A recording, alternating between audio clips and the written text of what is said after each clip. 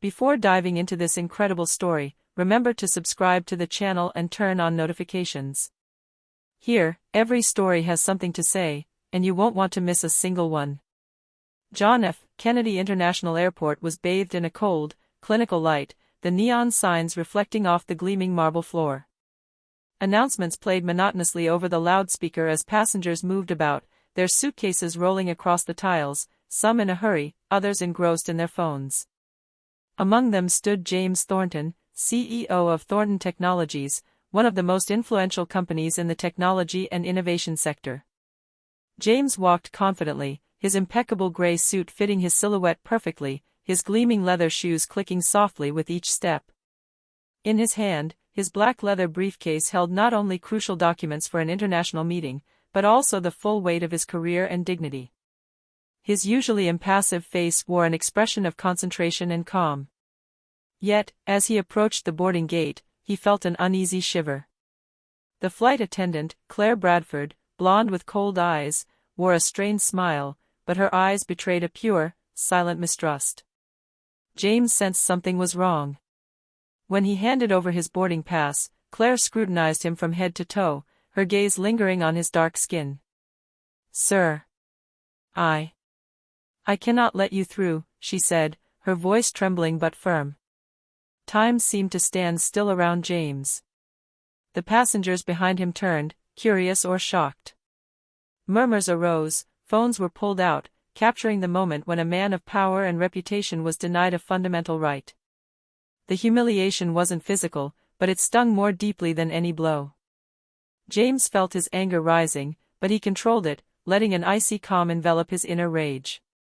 His dark eyes met Claire's, and for the first time, she seemed to understand the gravity of his actions. He could have screamed, threatened, or cried. But he chose something else, to observe, to remember, and above all, to plot his revenge. At that precise moment, James knew that this humiliation was not an end.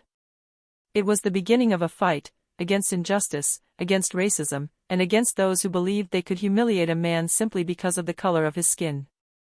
The fight would be public, resounding, and irreversible. The flight he was supposed to take was receding, but the real mission had just begun. James Thornton stood by the boarding gate, breathing calmly to control the irritation that was beginning to rise. His fingers, tightly gripping his briefcase, barely betrayed his tension. Claire Bradford, the flight attendant, remained motionless, staring at him with an expression that wavered between hesitation and certainty in her decision.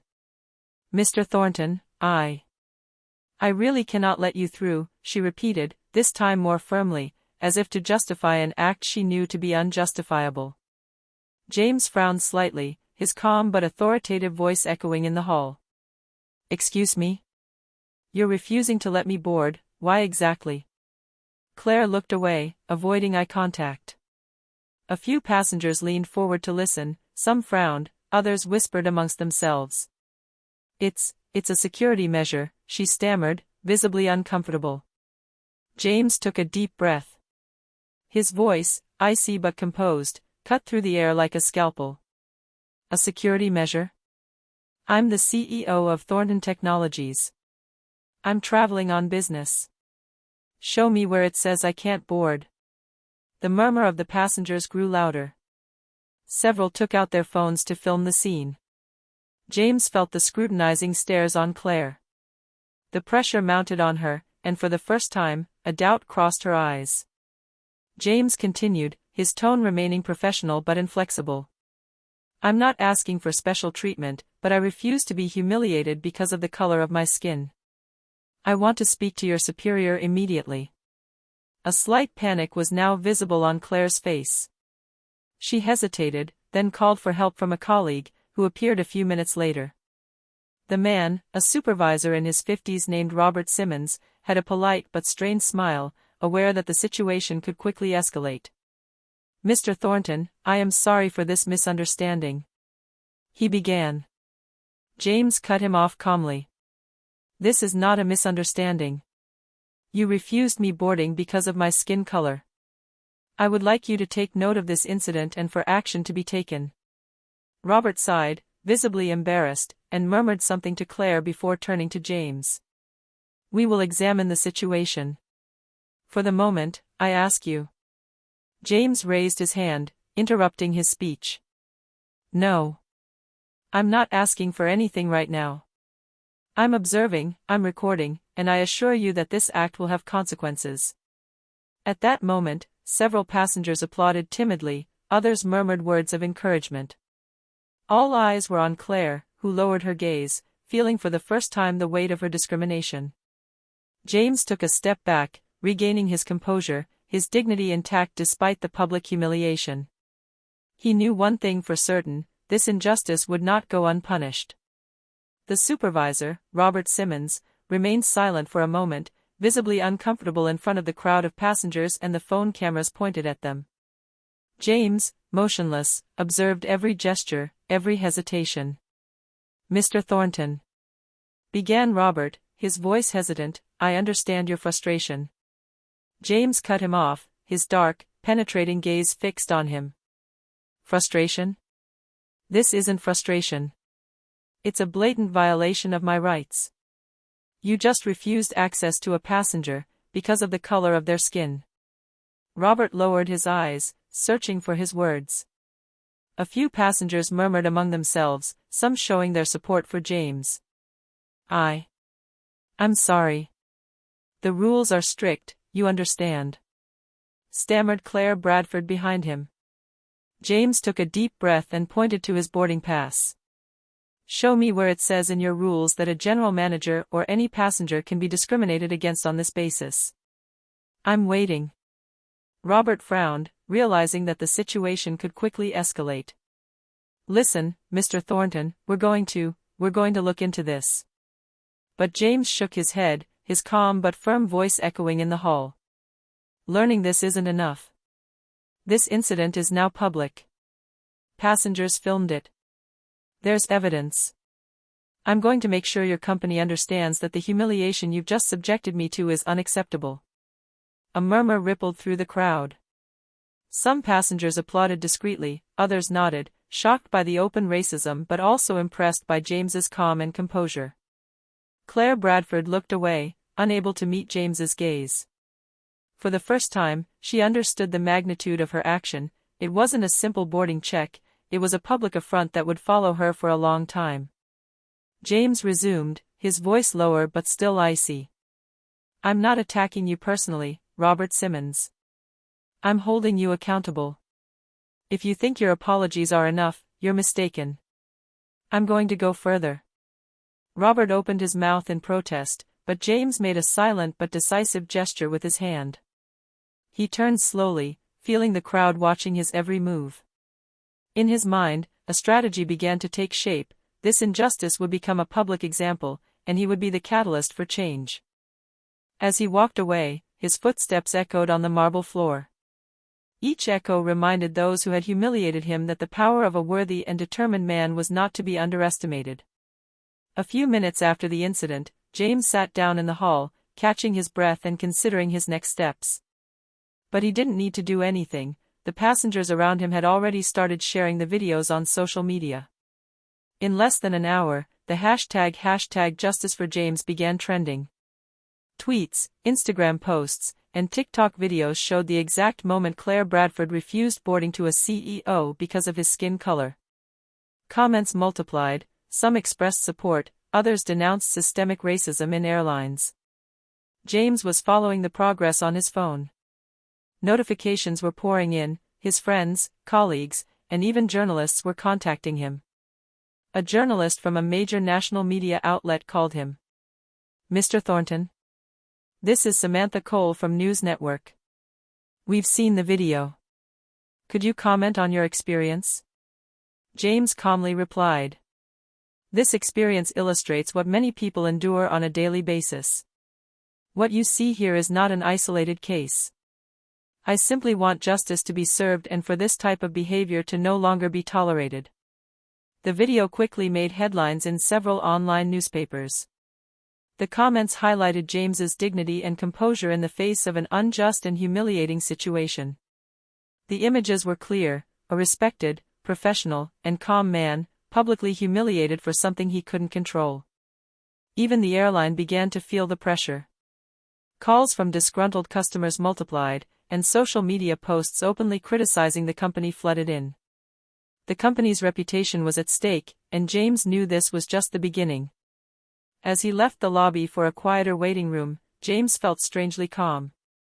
His anger hadn't subsided, but it had found an outlet. This unexpected virality would become a lever to force real change. He knew now that it wasn't just about him, but about everyone who had been discriminated against. The world was watching now. And James Thornton fully intended to ensure that this injustice did not go unnoticed. Back home, James Thornton sat in his office, a spacious room with walls lined with bookshelves and large bay windows overlooking Manhattan. His gaze wandered for a moment in the city lights, but his mind was far from the urban landscape. He was thinking about the humiliation he had just suffered.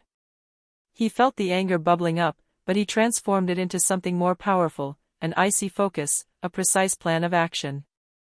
Impulsive rage would do him no good. What mattered was effectiveness. James picked up his phone and called his lawyer, Michael Davis, a meticulous man known for his victories in discrimination and labor law cases. "Michael, listen to me carefully," James said calmly but with determination. "I was refused boarding on a flight, not for an administrative reason, but because of the color of my skin. I want every detail documented and used to its fullest potential." Michael nodded mentally. Even over the phone, he understood that James didn't just want an apology. "Very well, James. We're going to gather all the evidence, videos, witness statements, airline internal rules. Then we'll decide how best to use it to obtain justice." James stood up and walked in front of his desk. He was thinking about every movement, every word spoken at the airport, every glance exchanged. Everything had to be recorded. He didn't just want the airline to admit its mistake, he wanted it to be a signal to everyone who still tolerated this kind of discrimination. At the same time, he contacted several journalists and media outlets with whom he had connections. He explained the facts to them, without excessive emotion, but with surgical precision. He knew that his account of his dignity in the face of injustice would attract attention and generate massive public support. He also drafted a strategic plan with Michael. Collection of complete and irrefutable evidence. Controlled and measured publication of videos and testimonials. Media pressure on the airline. Legal action if necessary. James finally put down his phone and took a deep breath. The anger, now channeled, had become a quiet but formidable force. He knew the fight would be long, but he was ready. This public humiliation would become the catalyst for real and lasting change. And in the silence of his office, with Manhattan glittering in the background, James understood one essential thing: he would never let injustice humiliate him with impunity. The day after the incident, James Thornton woke up to a flood of notifications on his phone. The national media had picked up the story, videos, articles, and analyses were multiplying. Online newspapers were running headlines. Black CEO denied boarding, public humiliation. Racism in airlines, the James Thornton case. Dozens of emails and calls poured in from clients, colleagues, and investors, some expressing their support, others offering solutions to turn this situation into a catalyst for change. Even his professional competitors sent him messages of solidarity, impressed by his composure and dignity in the face of injustice. Meanwhile, the airline was starting to feel the pressure. Flight cancellations and criticism on social media were mounting. Tweets like, "I will no longer fly with AA as long as they discriminate against their passengers. Where is the respect for fundamental rights?" were shared thousands of times. James, aware of the impact, remained calm. He knew this wasn't the time to react impulsively. He continued working with his lawyer, Michael Davis, to document all the evidence, videos, witness statements from passengers present, and exchanges with Claire Bradford and the supervisor. Every detail counted in building a solid and irrefutable case. A few hours later, James received an unexpected call from a renowned national journalist, Sarah Collins. "Mr. Thornton, we want to do an exclusive interview for national television. Your testimony could really make a difference."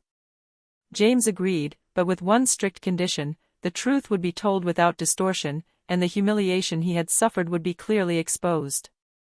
He knew that controlling his narrative was essential to transforming his personal experience into a social and media tool. Meanwhile, Claire Bradford was beginning to feel the first consequences of her actions. Her colleagues were whispering in the company offices, and she could feel the stares of others upon her. For the first time, the flight attendant realized that discrimination was not without consequences. Every racist act could backfire on the perpetrator. James, for his part, remained focused. His anger was no longer an immediate reaction, it had become a strategic force, an energy directed towards a clear objective. He knew that this battle went beyond him, it concerned the dignity of all those who suffered similar discrimination. And in this apparent calm, James began to understand the true power of his story, an injustice transformed into an instrument of change. 2 weeks after the incident, the situation had taken on unexpected proportions. The video of James Thornton's humiliation had been viewed by millions of people on social media and broadcast by all the major television networks. News articles quoted civil rights experts, journalists, and even political figures denouncing the blatant racism. James, for his part, wasn't just seeking an apology.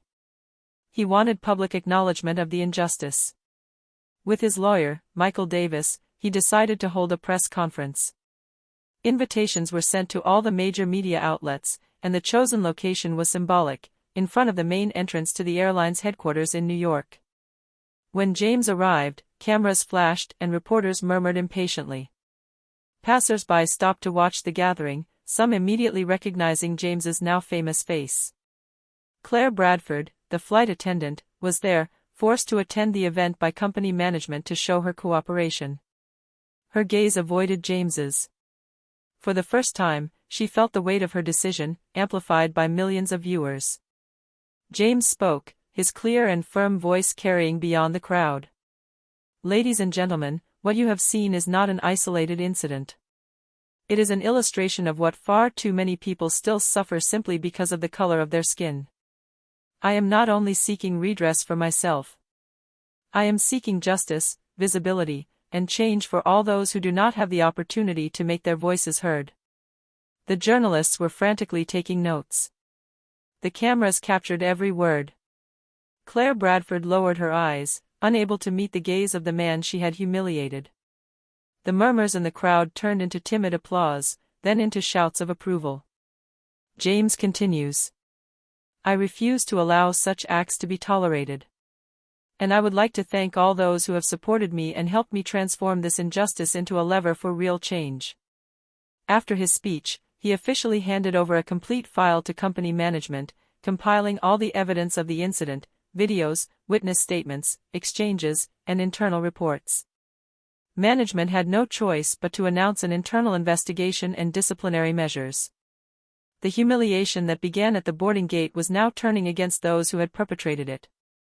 Claire Bradford was suspended, and the company found itself in the spotlight for its discriminatory practices. James left the conference knowing that the real work was only just beginning.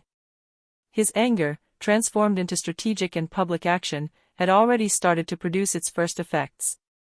And in his mind, he was already preparing the next steps to ensure that this injustice was never forgotten. A few days after the press conference, James Thornton's story was everywhere: newspapers, television, social media, podcasts. His face and his testimony became a symbol of dignity in the face of injustice. James, however, wasn't content with just media exposure. With Michael Davis, he developed a strategy to transform the virality of his story into a lever for concrete change. Every interview, every statement, every social media post had to serve one purpose: to denounce systemic racism and force airlines to act. He participated in several national broadcasts, remaining consistently calm, articulate, and precise. In each appearance, he shared not only his personal experience but also statistics on discrimination in travel and testimonies from other victims. Social media erupted, hashtags and shares proliferated, with users demanding immediate action. Claire Bradford, meanwhile, saw her name circulating everywhere. Messages of condemnation poured in, some even harassing her online. She understood that her act was not isolated, it had triggered a wave of public awareness. The airline attempted to mitigate the crisis with official statements and apologies, but James remained inflexible. "Your apologies are not enough. This isn't just about me, it's about everyone who has been discriminated against. You must change your practices, train your staff, and be publicly accountable." Calls from outraged customers began to multiply, and some investors expressed concern about the company's image. Analysts were already predicting an impact on profits if no concrete action was taken. But for James, it wasn't just a matter of reputation or personal justice, it was a signal to society as a whole. He wanted to show that dignity and perseverance could transform a humiliating act into a force capable of bringing about systemic change. Meanwhile, civil rights organizations contacted James to collaborate and amplify the cause. His story became a catalyst. Movements against racism in air transport and other sectors began to form. And in James's mind, a powerful feeling took hold. The anger he had felt at the airport had been transformed into a constructive force. This public humiliation, which could have broken him, would become a symbol of justice, change, and inspiration for all. A few weeks after the press conference, the public and media pressure on the airline became unbearable. Management was forced to hold an emergency meeting to manage the crisis. The initial apologies, vague and insufficient, were no longer enough. Public opinion demanded concrete action. James Thornton was invited to meet the CEO and several members of senior management in a glass-walled room at the company headquarters. Cameras were not allowed, but James knew the press would be informed of the outcome. Claire Bradford, the hostess responsible for the incident, stood in a corner, silent and visibly nervous. The CEO, a man in his 50s wearing an impeccable suit, began with a prepared speech. "Mr. Thornton, we wish to offer our sincerest apologies for the incident you experienced." James cut him off calmly. "Apologies have been received, but they are not enough. A simple symbolic gesture cannot repair humiliations of this kind. Concrete actions and a real commitment are needed." The CEO nodded and listed the measures the company would take. Claire Bradford would be suspended immediately and with the purpose of mandatory training on racism and diversity. Mandatory training for all staff of the company would be set up to prevent any future discrimination. An official statement would be released, acknowledging the incident and affirming the company's commitment to fighting against all forms of discrimination. Claire Bradford, who had remained silent until then, lowered her eyes and murmured, I'm sorry, Mr. Thornton. I didn't mean to."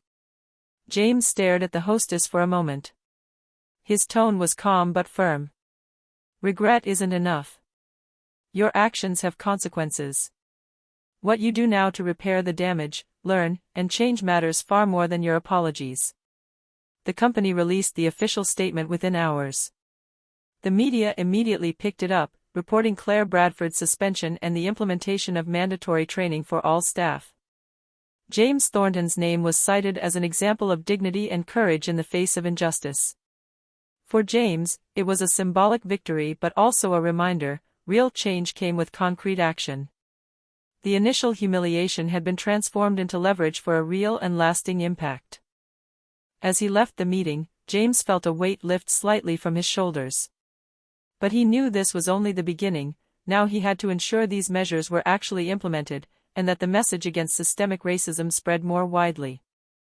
In the weeks that followed, the James Thornton story continued to shake the airline and the aviation industry as a whole. Internal reforms were implemented, mandatory training on diversity and racism, the creation of committees to monitor discriminatory behavior, and a complete overhaul of internal policies. But what impressed James was the domino effect. Passengers, employees of other airlines, and frequent flyers began sharing their own experiences of discrimination. Hashtags like #TravelWithoutRacism and #DignityForAll proliferated, creating a movement that far exceeded the initial incident. Several civil rights organizations contacted him to organize seminars and conferences on combating discrimination in transportation. James became a leading figure, not only for his leadership role, but also for his ability to transform personal humiliation into a catalyst for social change. Claire Bradford was reassigned to administrative duties under strict supervision and completed the mandatory training. She began to understand the implications of her actions and the weight of her responsibilities. Although her name remained associated with the incident, she realized she had to learn from this experience to ensure she never repeated such a mistake. In the professional sphere, James's story prompted other leaders and companies to reflect. Reputation and social responsibility were now taking precedence over mere profit. The conferences and interviews in which James participated emphasized a key message: the dignity and respect of every individual must prevail, regardless of their role, skin color, or social status. James, for his part, continued his business with renewed energy. He saw in each media victory and each concrete change a step towards a fairer world. But he kept in mind that true transformation required patience, vigilance, and ongoing commitment. And as he boarded a plane a few months later, this time without incident, he looked around at the passengers. He felt a sense of silent victory. It was no longer just his own dignity he was protecting, but that of all those who, like him, deserved respect and justice. The reversal was underway, and James knew that his fight, although it began with a humiliating act, now had the power to change lives. A few months later, James Thornton was back at the airport, this time for a flight to an international conference.